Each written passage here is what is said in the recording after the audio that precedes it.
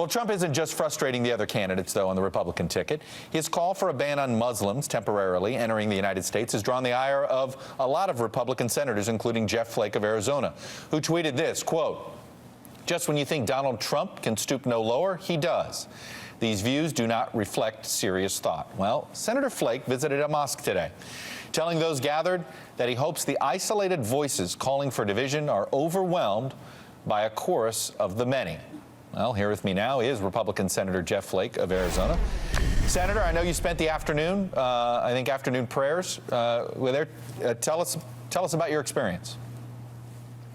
Well, it was a great experience. I had come to conclude this week that I'd never gone to a mosque, and given the atmosphere out there and the comments of Donald Trump, I thought that I should do so. So I called the local imam, and he invited me and my family, and it was just a wonderful experience.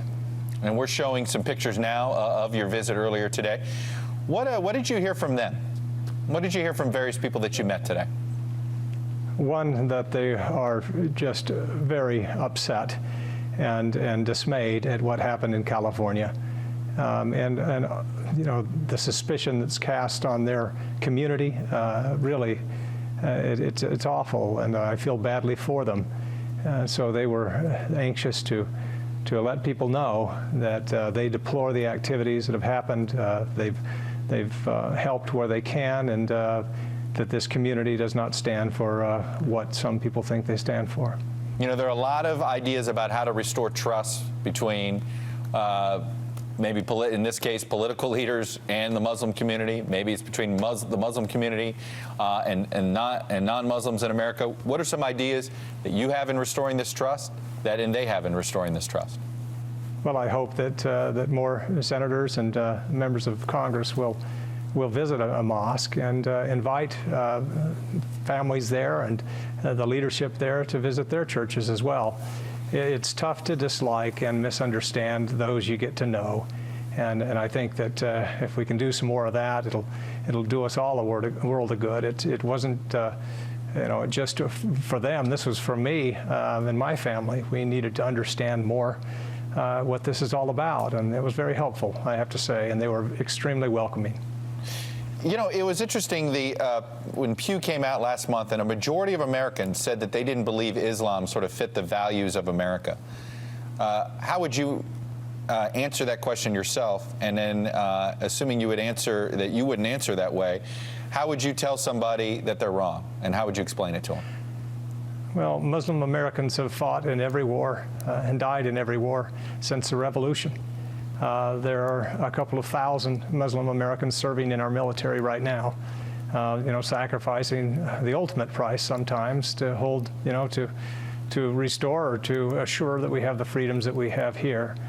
A group of Muslims got together and raised more than $200,000 for the victims at San Bernardino.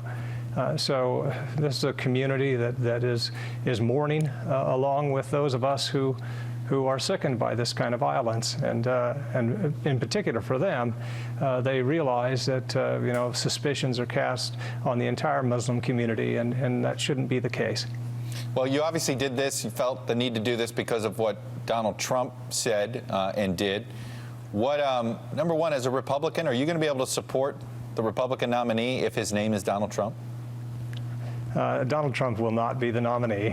All right, but that's not answering the question. That's a favorite way to answer it. Will you be able to support him as the nominee? But those who don't want a Republican in the White House want Republicans to say this, because the most likely scenario, if there's not a Republican in the White House, it'll be because Donald Trump runs as a third-party candidate. And if Republicans say now, we will not support the ultimate nominee, that gives Donald Trump license to run as a third-party candidate.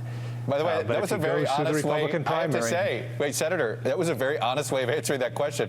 You believe the reason why nobody will answer it definitively is just what you said, the fear of Trump going third party?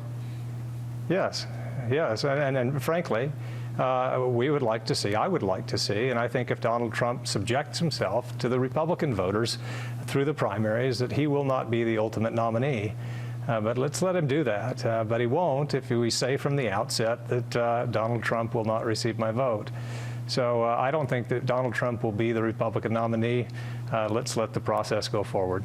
Well, I think that's the big question here is, does Donald Trump represent a majority of the party or doesn't he? We'll find out when the voters decide. Senator Flake, Republican of Arizona, thanks for joining this morning, this afternoon.